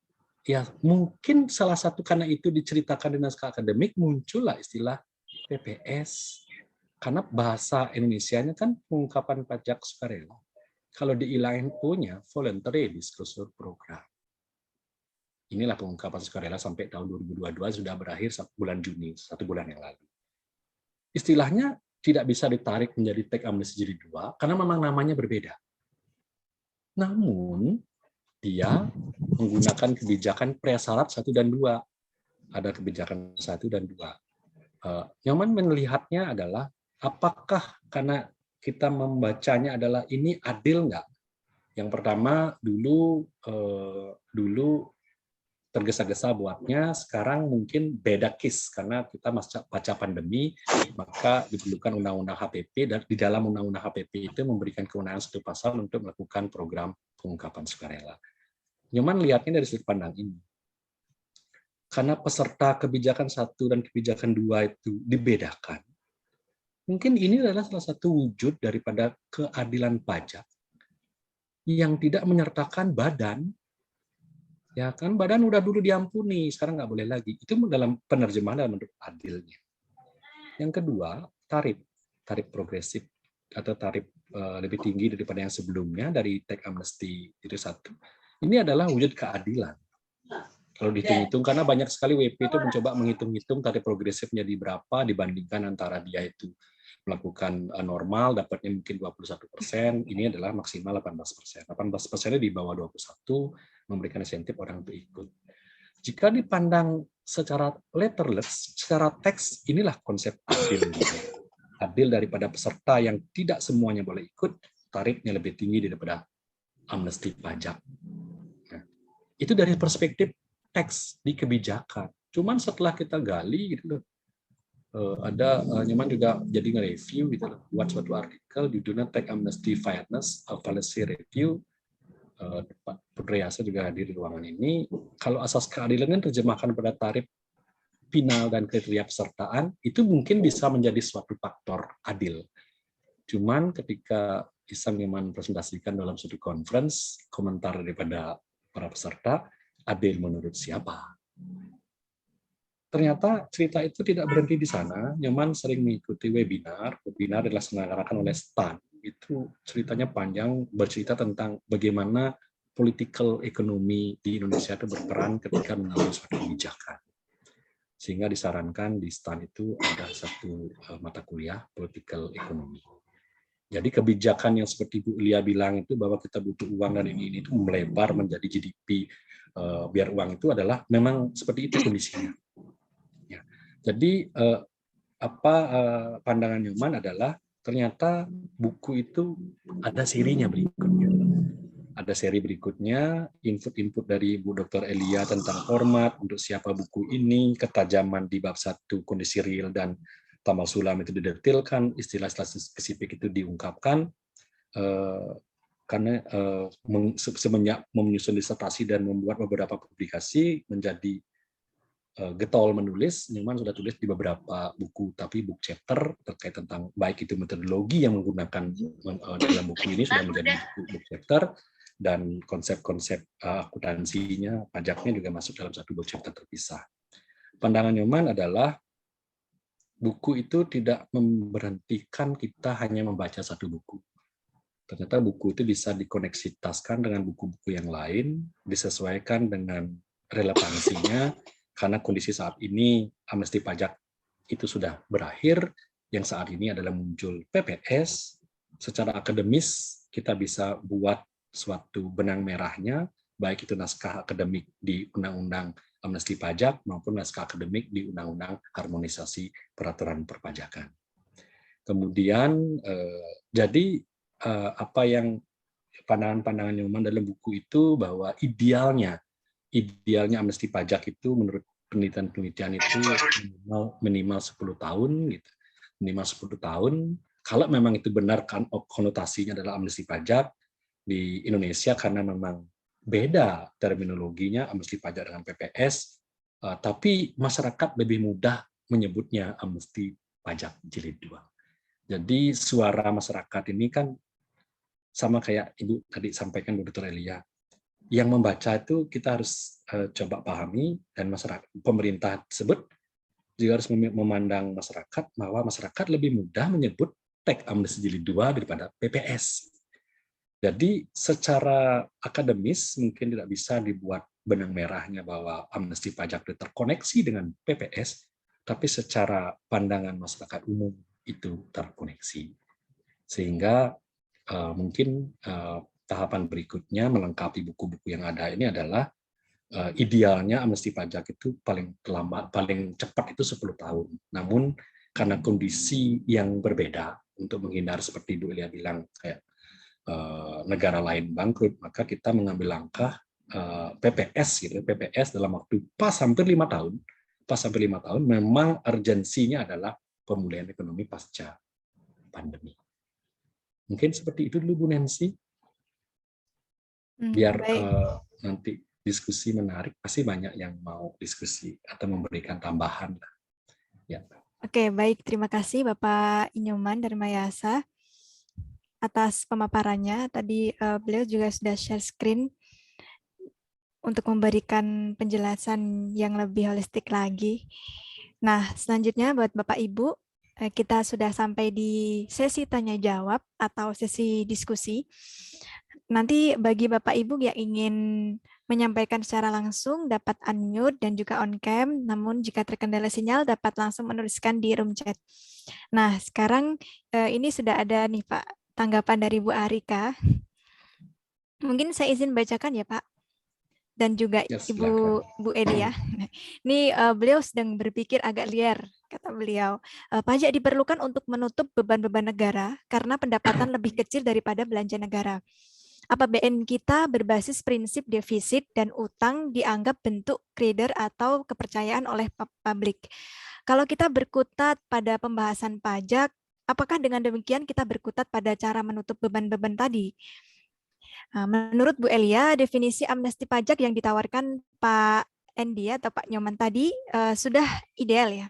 Tetapi kalau mau ditarik lebih ideal lagi, ternyata berarti harusnya warga negara tidak dibebankan pajak. Pada ujung kondisi paling ideal mungkin. Apakah mungkin negara bisa berjalan tanpa membebankan pajak pada rakyatnya? Mungkin ini bisa dijawab dari dua sudut pandang. Monggo dari Bu Elia dulu atau Bapak Endi dulu. Boleh Pak Nyoman dulu ya. Oke, tapi monggo, dari perspektif lain. Mungkin Bu Dr. Elia dulu Nyoman mewawancarai Bapak Yusinus Prastowo. Jadi Nyoman kejar beliau di Quick and Go School gitu. Beliau memberikan materi di Quick and Go School, kemudian habis materi Nyoman ikutin ke ruang makan sambil ngobrol gitu, dapat wawancara, dan sekarang beliau Pak Yusinus Prastowo menjadi staf ahli Kementerian Keuangan. Salah satu pandangan Pak Yusinus Prastowo waktu presentasi di Quick and Go School Jakarta adalah ada satu slide yang Nyoman tertarik. Slide-nya adalah berusaha menampilkan bagaimana pajak itu dipungut dari negara-negara Eropa, terus sampai ke perlawanan sampai ujung-ujungnya. Terus di bagian ujung itu ternyata itu yang paling menarik bagi Nyoman, bahwa kalau seandainya negara itu tidak didanai dari pajak, didanai dari hal lain, mayoritasnya yang muncul malah tirani. Itu tulisannya Pak Justinus Prastowo. Terus Nyoman baca-baca, maksudnya apa ya? Karena kalau didanai dengan pajak, dengan syarat demokratis ya, dengan syarat demokratis dan transparan, maka kontrol daripada masyarakat itu akan tinggi. Ketika kontrol dari masyarakat itu tinggi, apapun yang disusun oleh pemerintah akan diawasi. Namun kalau dibalik posisinya, misalnya bergantung dari sumber daya alam yang mayoritas, dan yang pemerintahan yang mengelola itu tidak ada kontrol detail karena tidak ada kontribusi dari masyarakat, maka kemungkinan akan ada tirani. Kalau dianalogikan dalam kehidupan sehari-hari, kalau kita mau arisan gitu, arisan ibu-ibu kan pasti arisan. Ketika arisan maka ngumpul ada apa namanya iuran dulu. Nanti uang arisannya yang menang nanti kontribusi 50 ya, nanti konsumsinya dari situ. Ternyata itu kan kalau kita datang ke suatu tempat dan kita ada kontribusi, rasa memilikinya naik. Betul nggak pandangan Nyoman? Nanti kan Bu Dr. Elia naik, nanti lain. Silahkan, kirim Bu Dr. Elia. Baik. Ya, memang saya pernah juga ngobrol dengan Pak Justinus Prastowo. Jadi memang Mas, pajak dan negara itu sesuatu yang tidak bisa dipisahkan. Ya. Memang ada satu negara ya, mungkin saya baru tahu satu atau satu negara. Tetangga kita, mana? Dekatnya Malaysia itu, mana Mas? Astagfirullah, saya sampai lupa. Singapura, Thailand, Bu. Bukan. Yang Brunei. Brunei itu kan negara kaya, rakyatnya sedikit. Hanya Brunei yang tidak menerapkan pajak pertambahan nilai sepertinya, ya. Sehingga mereka itu tidak terlalu butuh sebenarnya support dari masyarakatnya karena mereka negara itu kaya. Dan alhamdulillah gitu ya, pemerintahnya saya lihat dari beberapa bacaan ya dari media sepertinya amanah gitu ya. Kerjaannya lurus lah gitu ya, nggak aneh-aneh. Memimpinnya berdasarkan agama. Sehingga mereka makmur betul-betul negara yang apa ya, mungkin yang paling nyaman lah di antara negara lain di Asia Tenggara. Karena rakyatnya makmur hidupnya. Terus pajak juga tidak dikenakan untuk sebagian beberapa pajak. Nah, apakah itu mungkin diterapkan di negara lain? Bisa jadi iya, bisa enggak gitu. Iyanya itu ya mungkin idealnya dia dari sumber alam ya yang dikelola dengan baik seperti yang sekarang sumber alamnya tidak diekspor lagi, tidak dijual mentah, diolah lagi supaya dapat nilai tambah. Nilai tambah itu apa nanti? Itu juga akan pajak masuk, penghasilan masuk kan gitu ya. Nah, artinya apa? Sebenarnya seperti kita mengikuti teori asuransi ya, kita bahas sedikit teori asuransi. Sebenarnya pajak itu ada sisi positifnya dan sisi negatifnya, memang ya betul. Kalau rakyat tidak diikutkan gitu ya, mendanai kebutuhan mereka dalam sebuah negara ya, negara itu kan butuh uang pasti ya untuk bayar TNI, untuk bayar pegawai negeri sipil, untuk membayar pembangunan, untuk macam-macam lah ya. Terus misalnya mengembangkan sumber daya manusia, itu semua butuh dana. Sementara waktu pemerintah yang sekarang ya, kalau kita bicara pintar dulu kan percuma ya. Pemerintah yang sekarang itu mendapatkan PR besar dari peninggalan pemerintah yang lama, termasuk hutang, ketidakstabilan, macam-macam kan ya, permasalahan macam-macam itu ditinggalkan pada pemerintah yang baru. Sehingga dia harus mengambil keputusan dengan cepat. Kalau enggak bisa bisa kolaps seperti yang saya ceritakan tadi, seperti Sri Lanka, dan menurut berita itu ada beberapa negara lagi ya, bahkan negara Eropa itu juga dalam kondisi bahaya ya, karena perang Ukraina dengan Rusia ini berkelanjutan, maka suplai sumber energi menjadi langka gitu ya. Itu bisa rontok semua. Nah, kalau kita hanya memperhatikan apa tadi ya, kesetaraan atau keadilan atau apa itu ya, hal-hal yang selalu dipermasalahkan oleh masyarakat ya, padahal yang paling urgent nomor satu adalah itu tadi, menyelamatkan negara dari kolaps tadi gitu.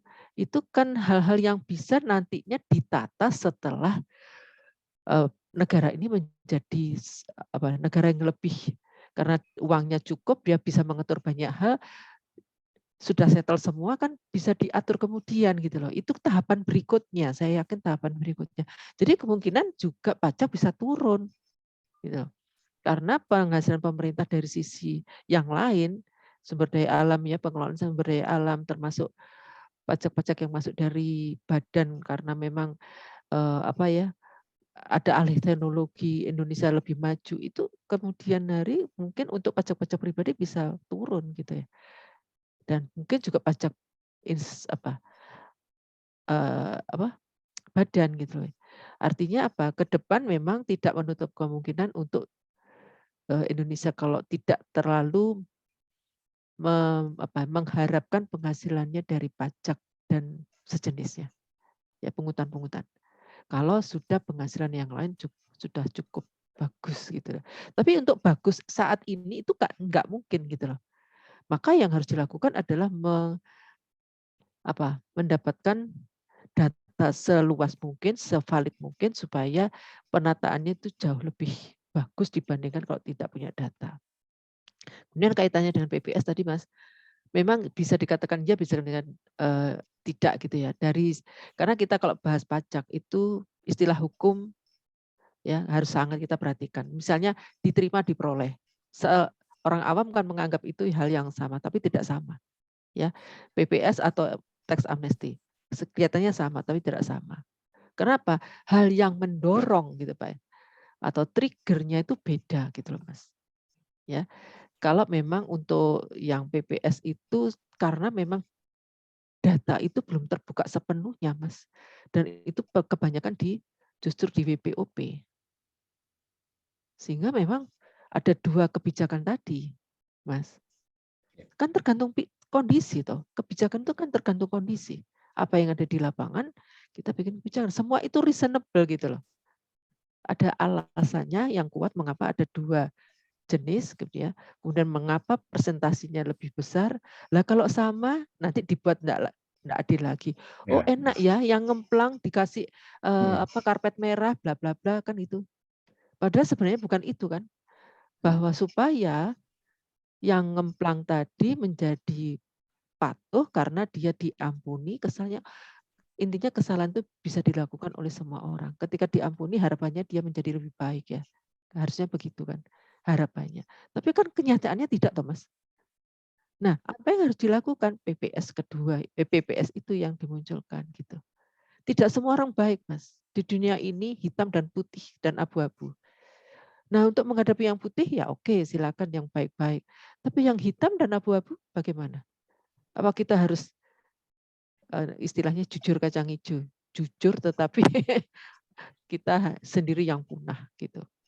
Ya, jadi ekonomi politik memang harus diterapkan. Makanya mengapa juga kenapa seperti ada unsur tergesa-gesa, karena jangka waktu pemerintahan itu juga terbatas. Padahal dia harus punya kinerja gitu loh, Mas. Paham ya? Kalau enggak, ya enggak jadi apa-apa. Dia memerintah sekian tahun, enggak ada perubahan apa-apa. Saya kira itu. Bu Ari Karmayanti terjawab enggak ya? Jadi sebagian sudah saya jawab. Jadi memang kemungkinan ke depan bisa jadi gitu. Ada yang justru tarifnya turun, jenisnya dikurangi, bisa kayak gitu. Kalau kita sudah makmur dari sisi lain gitu.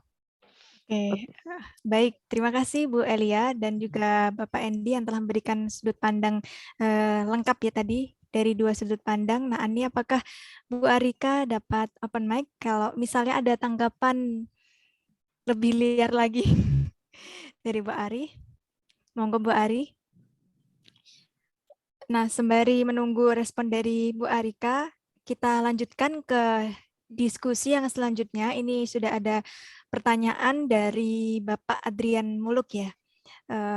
Beliau mengucapkan selamat nih Pak dan sukses buat Bapak Andi. Kemudian bertanya, pendekatannya postmodern menurut saya cukup menarik dan sesuatu yang berani karena hakikatnya adalah kritik atas kemapanan dan sekaligus melakukan dekonstruksi atas objek yang dikritik. Pertanyaannya, metode analisis data yang digunakan itu seperti apa? Bagaimana meminimalisasi subjektivitas peneliti sehingga bisa menghasilkan dekonstruksi yang relevan dan reliable? Nah, ini berarti untuk Bapak Andy ya. Monggo Bapak dapat menjawab diskusinya. Ya, terima kasih. Mungkin di bawah chat itu juga ada pertanyaan dari Ibu Sukasi. Pertanyaan Bu Sukasi itu sebenarnya otomatis terjawab oleh Ibu Dr. Elia tentang tarif itu.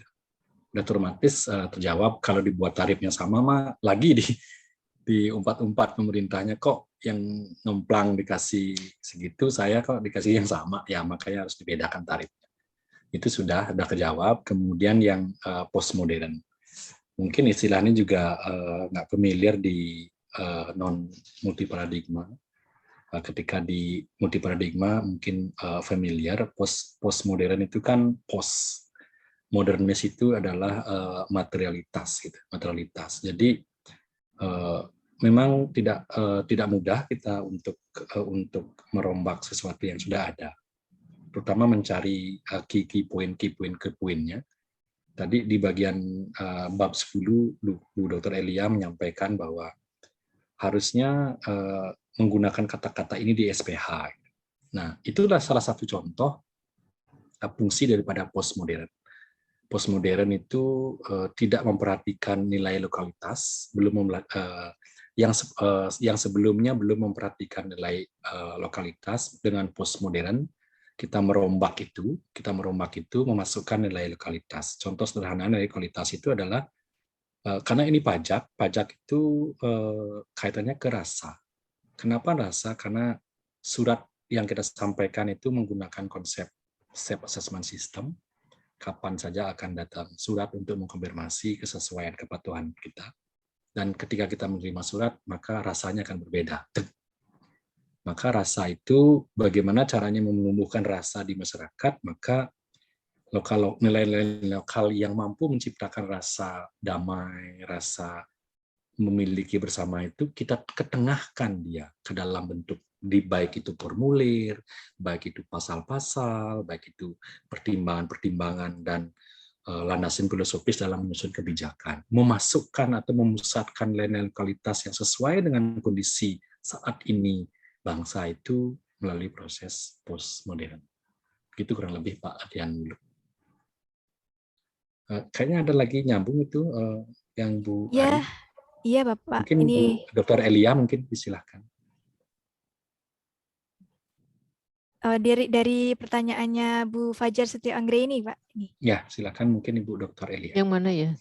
Dari yang saya baca hingga 1990 akhir, Irlandia menjadi salah satu negara termiskin di Eropa. Tetapi setelah mengurangi pajak perusahaan hingga 12,5%, saat ini sudah menarik 700 lebih PMN ke Irlandia. Mungkinkah ini bisa juga diterapkan di Indonesia, negara kita, Ibu? Iya. Memang itu salah satu, Bu, menurunkan tarif. Tapi kalau bersaing tarif sama dengan kita penjual bersaing harga itu loh, Bu.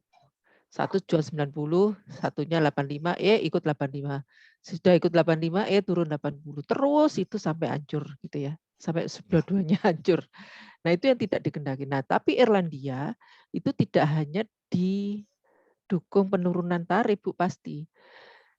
Nah, salah satu yang dilakukan Indonesia dengan mengeluarkan undang-undang Omnibus Law, ya, negara yang sebenarnya Indonesia itu negara yang tidak menarik untuk oleh investor ya, untuk melakukan investasi di Indonesia karena banyak hal ya gangguannya gitu ya.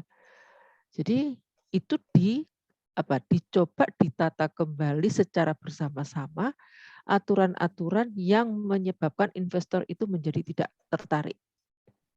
Ya, dari sisi undang-undang tenaga kerja, ya, dari sisi undang-undang investasi, dari sisi macam-macam semua itu diselesaikan atau diatur bersama, ya, direvisi bersama dalam satu undang-undang yang disebut Undang-Undang Cipta Kerja itu. Nah, kemungkinan di Irlandia itu dia juga melakukan hal yang sama, membenahi diri, membuat investasi di negeri Irlandia itu menjadi sesuatu yang menarik, yang mungkin sebelumnya kurang menarik. Karena dia bersaing dengan tetangga-tetangga sebelahnya ya di Eropa, sesama negara Eropa atau negara-negara benua lain ya. Ya dia harus bersaing, di mana juga di Asia itu tumbuh negara-negara baru yang Vietnam misalnya gitu. Itu kan sesuatu yang luar biasa gitu ya. Indonesia juga mengalami hal yang sama.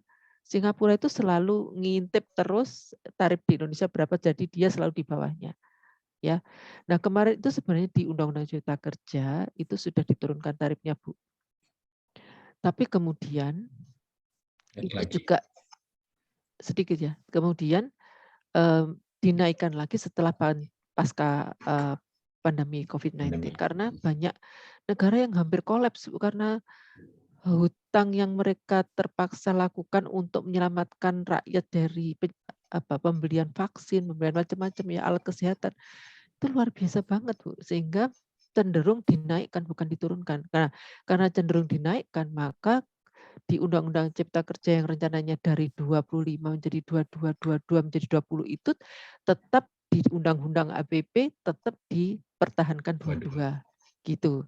Ya, jadi ada alasannya tetap 22, bukan diturunkan menjadi 20. Karena apa? Negara-negara lain juga cenderung menaikkan dalam rangka ini, kalau enggak bisa kolaps, dan ternyata sudah ada yang kolaps. Sudah ada di mata kita yang kolaps gitu. Saya kira itu jawaban saya. Terima kasih, Bu. Terima kasih, Bu. Ya, terima kasih. Bu Nancy. Bu Nancy, freeze ya, beku ya. Iya. Nancy. Iya sepertinya Pak, sinyal. Oh ya, sinyal. Mungkin Andy menambahkan sedikit dari Bu Dr. Elia. Karena kita kalau kita ngajar pajak kan benar-benar ngikutin tuh, ngintilin terus tuh. Dari segini tarifnya, dari sini tarifnya. Karena kan bahan mata kuliah kita harus kita update. Nyoman juga bikin simulasi soal itu pasti up to date ya. Apa yang terjadi bulan ini harus kita langsung bikin PPT-nya bulan ini. Iya betul. Ada instrumen lain yang menjadi ya ini kurva Laffer mungkin Bu Dr. Elia. Kurva Laffer itu kan sudah mampu memediasi suatu kurva yang menerjemahkan kalau kondisi tax base-nya X maka tarif pajaknya Y. Jika kondisi tax base-nya X1 maka tarif pajaknya adalah Y1. Nah, kombinasi itu pasti sudah ada di otoritas pajak, baik itu Kementerian Keuangan maupun instansi pendukung lainnya, bahwa Cipta Kerja, COVID, Undang-Undang HPP itu selalu diintili dengan konsep-konsep menghitung bahwa satu persen tarif WP badan itu turun, implikasinya sekian kepada pendapatan negara. Jika kita turunkan terus sekian mengurangi pendapatan negara, jika kita naikkan sekian membebani pengusaha. Itu mungkin kurva Laffer bisa membantu, tapi yang kita sambut gembira ini adalah adanya peningkatan tarif 35% untuk WPOP. Karena mereka lah sebenarnya yang harus banyak berkontribusi kepada bangsa ini. 35% itu, dan orang itu banyak, dan dulu tidak pernah diprediksi seperti itu. Sekarang diprediksi secara konteks ruang dan waktu itu adalah adil bagi masyarakat karena progresif. Oke, saya tambah sedikit Pak Andi. Jadi memang pemerintah ya, terutama DJP ya dalam hal ini dan Kementerian Keuangan tuh isinya orang pintar semua. Jadi kurva itu pasti dipakai ya. Jadi kalau misalkan dipelajari dulu, kalau dinaikkan 1% efeknya kemana? Kalau diturunkan sekian efeknya kemana? Itu pasti dipelajari dulu sebelum mengambil keputusan. dan tidak sembarangan. Nah, yang mungkin yang tidak bisa ditangkap pernah saya tanyakan itu Pak Endi, dampak multiplier effect, jadi apa Mas? Snowball apa Mas? Effect ya, snowball Ya, effect snowball dari, jadi gini, maksud saya gini, kalau diturunkan 1% tarif pajak badan, maka potensi penghasilan yang loss gitu ya, potensial loss-nya sekian. Nah, tetapi ketika turun ya, misalnya, itu sebenarnya ada hal-hal lain yang nambah kan. Nah, yang itu yang sulit diprediksi, Mas. Contoh gini ya, ketika pajak penghasilan karyawan itu turun dari tarif paling tinggi 35% menjadi 25%. Berarti kan nilai belinya meningkat ya. Ketika nilai beli meningkat kan berarti ada apa Mas? Tumbuh daya beli dan tumbuh jenis-jenis ekonomi lain yang apa? Jenis-jenis bisnis lain, jenis-jenis produk lain dan jasa lain. Baru ya. Ya, itu yang akan menjadi apa? Penggerak ekonomi menjadi lebih kencang gitu. Nah, itu kan tidak terhitung karena itu masih prediksi kan. Nah, yang itu yang sulit diukur, Mas. Ya, walaupun kita punya proyeksi, tapi itu hal yang sulit diukur. Jadi itu. Ya, siapa yang mau prediksi sekarang seperti sekarang aja jenis-jenis pekerjaan baru seperti YouTuber atau endorsement kayak gitu kan enggak mungkin. TikTokers ya itu semua kan menyebabkan gross domestic GDP kita naik loh itu. Cukup tinggi ya. Ya. Pendapatan dari G&A dan sejenisnya itu meningkat drastis. Meningkat dan itu ngefek ke penghasilan pajak yang lain walaupun secara ini turun gitu loh. Ya, yang itu yang sulit diprediksi. Oke, makasih. Oke, terima kasih. Mohon maaf, Bapak Ibu, tadi saya sempat terlempar. Apakah suara saya sekarang sudah terdengar, Ibu? Sudah. Sudah nggak freeze lagi. Oke, siap. Terima kasih. Ini ada yang raise hand dari Bapak Adrian Muluk. Silahkan Bapak, apakah berkenan untuk menyampaikan satu hal? Monggo. Baik, mohon maaf di sini suaranya agak ada suara di luar. Mungkin, tetapi suara saya bisa jelas, Mbak. Jelas. Baik. Bisa Pak, bisa ditangkap. Iya, terima kasih Pak Endi, selamat.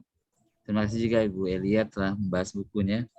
Cuma saya tadi mengamati diskusinya, mungkin saya nggak tahu nih, saya karena baru mau beli bukunya, Bu.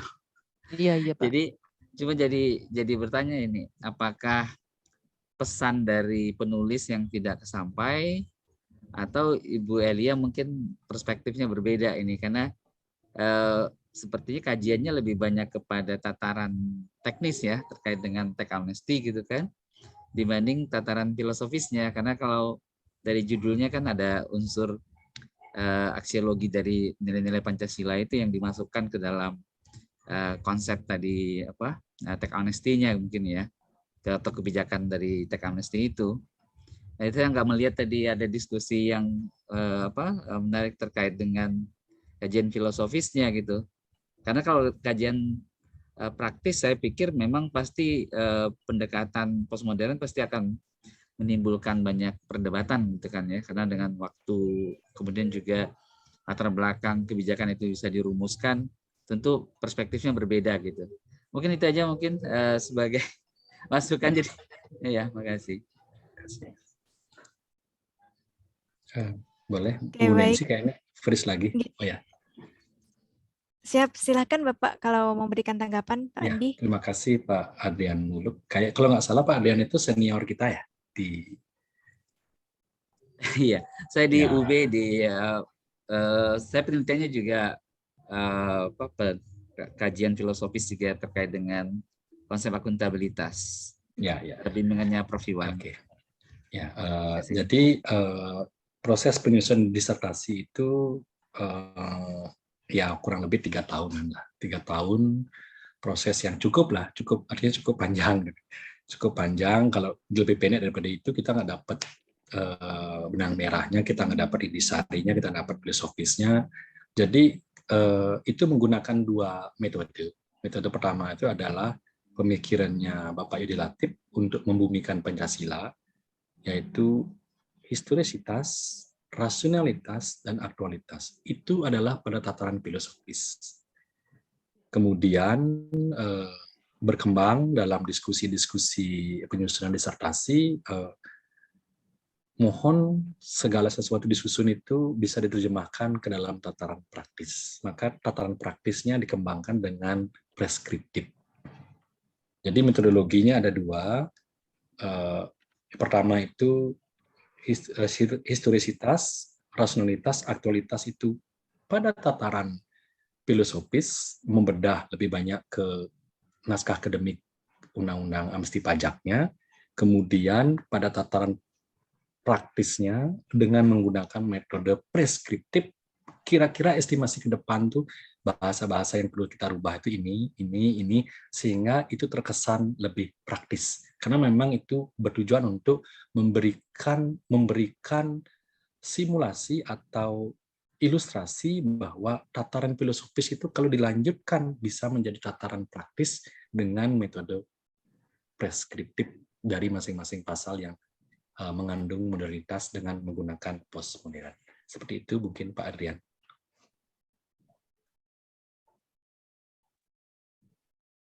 Oke, baik. Baik. Boleh tanggapan lagi?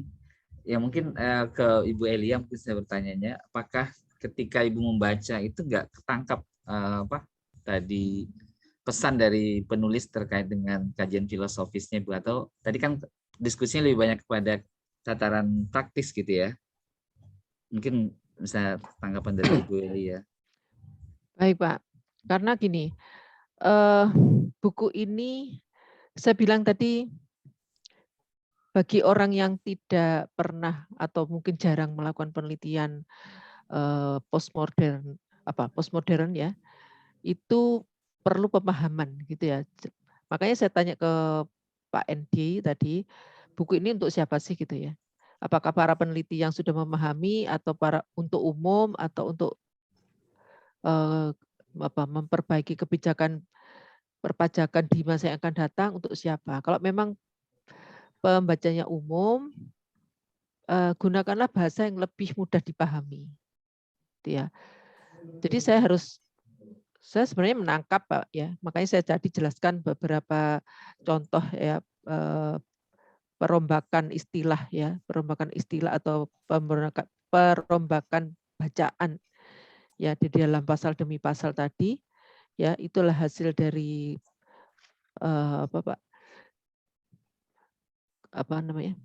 mengkonstruksi kembali mengkonstruksi kembali ya postmodern kan gitu ya, tatanan yang sudah ada. Jadi undang-undang yang sudah ada itu dicermati, dikritisi, kemudian disusun kembali kan gitu Pak ya.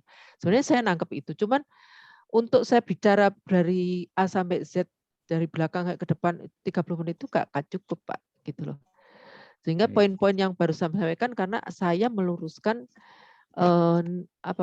motivasi penulis ini menurut saya agak kurang pas gitu loh. Jadi kurang detail sehingga menghasilkan penelitian yang itu tadi ada kecenderungan kecurigaan masyarakat bahwa sebenarnya ini harus masih buruk dan harus dibenahi kan gitu Pak ya. Nah, sehingga saya lebih intens di depan supaya apa nanti kalau meneliti lagi, kalau menulis buku lagi ke depannya ini niatnya dulu yang dibenerin gitu Pak. Kalau tentang metodologi saya nangkap, cuman saya tidak terlalu bahas dalam tapi lebih ke hasilnya gitu Pak. Jadi memang kemudian jawabannya Pak Endi juga tidak terlalu membahas metodologi ya, kurang mungkin. Karena waktunya memang terbatas loh Pak, 30 menit itu kalau kita baca A sampai Z itu banyak banget ya. Rasanya nggak cukup. Kalau mungkin ke depan mungkin mau bedah buku yang beneran ya harusnya lebih dari 30 menit. Ya, bisa lebih leluasa.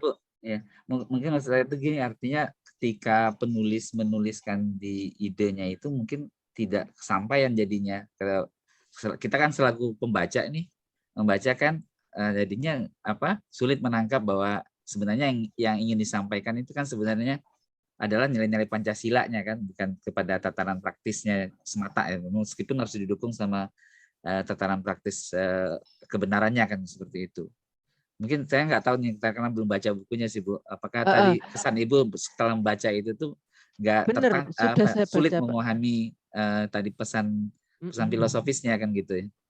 Mungkin gitu. Baik, iya baik. Pesan filosofisnya sudah saya pahami, cuman detailnya itu tidak cukup untuk saya bahas, Pak. Karena saya menggunakan skala prioritas, maka dengan 30 menit saja itu saya harus membahas apa dulu ya. Saya bahas yang penting-penting supaya mendasari gitu. Harapan saya begini, Pak.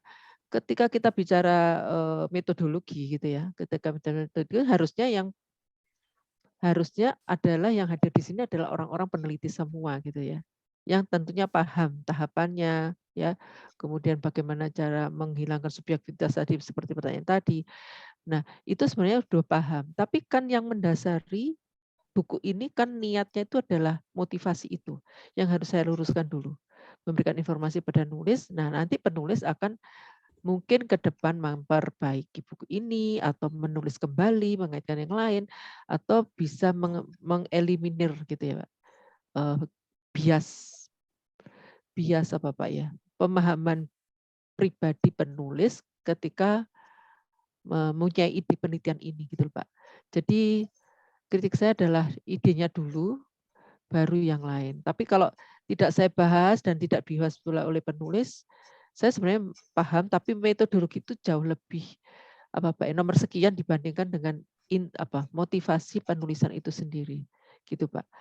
Jadi kalau memang lain kali diadakan bedah yang lebih lama, mungkin bisa sampai ke, sebenarnya saya nangkep cuma saya tidak bahas gitu Pak. Gitu ya, karena prioritas saya adalah itu tadi, bukan teknis ya, malah motivasi mengapa tulisan ini muncul gitu loh Pak. Itu aja. Makasih Pak. Ya, makasih Bu, makasih Pak Andi. Oke, siap. Terima kasih banyak buat Pak Adrian Muluk yang telah mengangkat topik diskusi lagi ya tadi di akhir acara kita. Oke, Bapak Ibu sekalian, kita sudah tidak terasa sudah berada di penghujung acara. Sebelum kita menutup acara dan tentunya kita akan bertemu lagi di acara bedah buku selanjutnya, bahkan tadi saran dari Bu Elia, kita dapat membedah yang lebih lengkap lagi, karena tadi beliau hanya menjelaskan dari sisi akarnya, tadi berangkat dari mana motivasi Pak Endi ini. Nah, kita ke simpulan terlebih dahulu ya, jadi untuk Bapak Endi dan juga Bu Elia dapat menyampaikan simpulan dari rilis dan bedah buku Perwujudan Amnesti Pajak, Humanistik Religius Berkeadilan ini. Silakan dari Pak Endi atau Bu Elia dulu, monggo.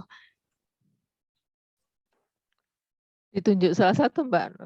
Oke, dari Bu Elia dulu mungkin ya. Oke, baik, terima kasih. Ya, kalau dua-duanya nanti dua-duanya bicara malah bingung.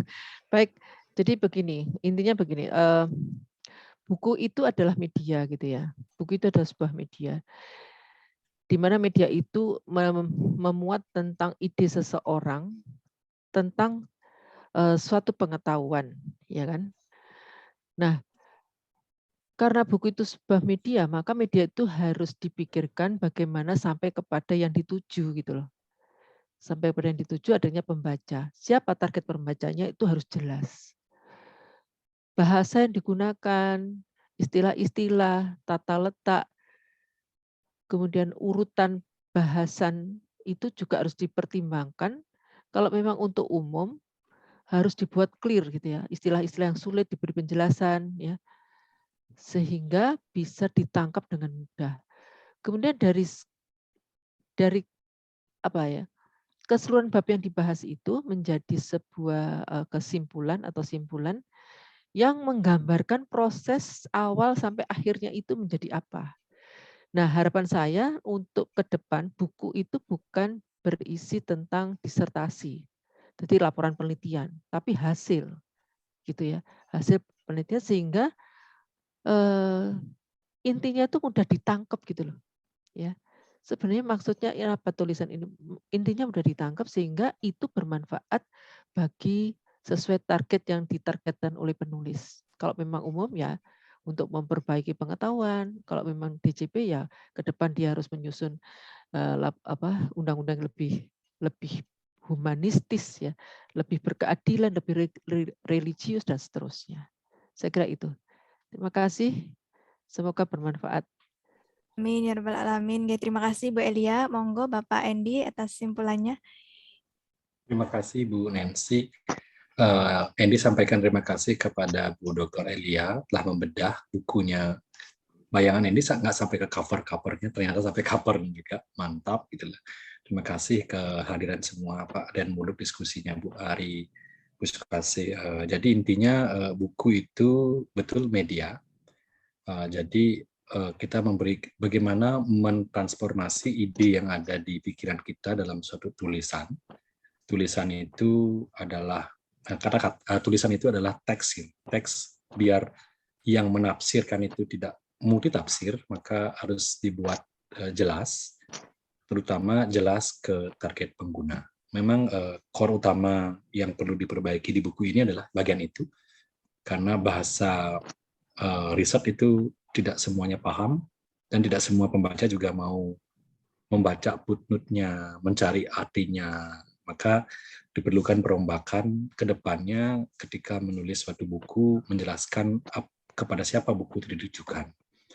Pesan pentingnya adalah buku ini menjadi pemicu dan pemacu untuk tidak berhenti berkarya. Jadi bedah buku ini memberikan kita perspektif bahwa apa yang kita tulis sebelum di launching itu ada satu seperti Ibu Dr. Elia yang memberikan pandangan, memberikan kita masukan, perbaikan.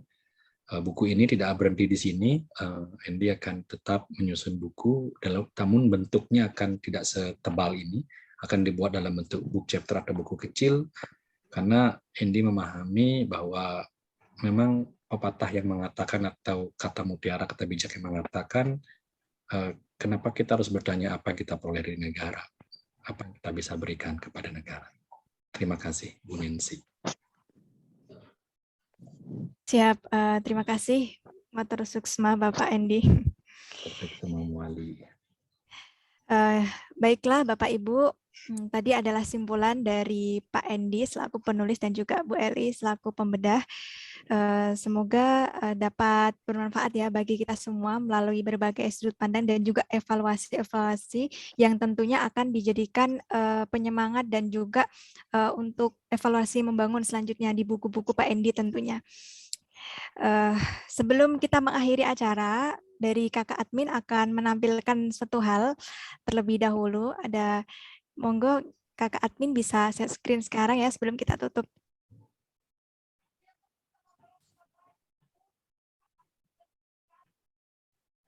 Oke, ya ini Bapak Ibu, kami izin share informasi bahwasanya kami izin juga untuk meminta doa dari Bapak Ibu bahwasanya Yayasan Peneleh yang Utama atau aktivis peneleh kami akan menyelenggarakan kongres yang pertama yang bertemakan Iktidal Aktivis Peneleh untuk Kedaulatan Negeri yang insya Allah akan dilaksanakan tanggal 28 hingga 31 Juli 2022. Jadi untuk Bapak Ibu yang mungkin pernah menjadi bagian dari Sekolah Relawan Riset ataupun dari PRI dapat turut hadir di Malang.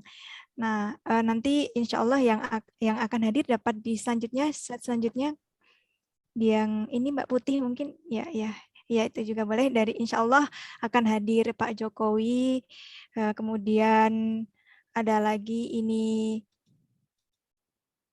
Bu Dr. Hovifah ya. Nah selanjutnya lagi ada dari ini Bapak Ketua DPD dan selanjutnya ada perwakilan lagi dari SII. Nah, jadi nanti Bapak Ibu yang berkenan hadir dapat hadir dan kami mohon doanya semoga berjalan dengan lancar. Oke, terima kasih Kak Admin. Ya, baik. Alhamdulillahirrahmanirrahim, bedah buku dan rilis buku Perwujudan Amnesti Pajak Humanistik Religius Berkeadilan sudah kita laksanakan. Terima kasih sekali lagi kami haturkan kepada penulis buku Bapak Nyoman dan pembedah buku Bu Elia, kemudian Bapak Adrian Muluk, Bu Ni Ketut Sukasih, dan ada Bunda Fajar Anggreni, Bapak Ofrian Kigarani yang saya lihat baru datang.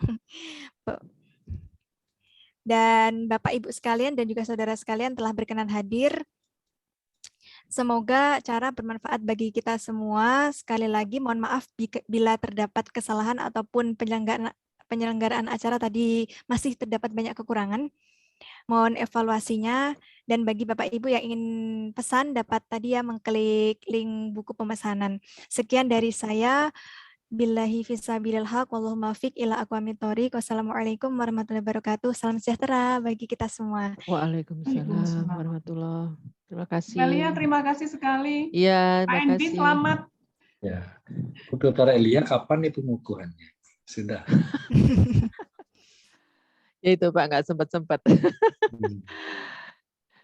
Ngurusi yang lain banyak nih Ya. di rumah. Ya, nanti saya WA Pak. Terima kasih Pak Adrian Muluk.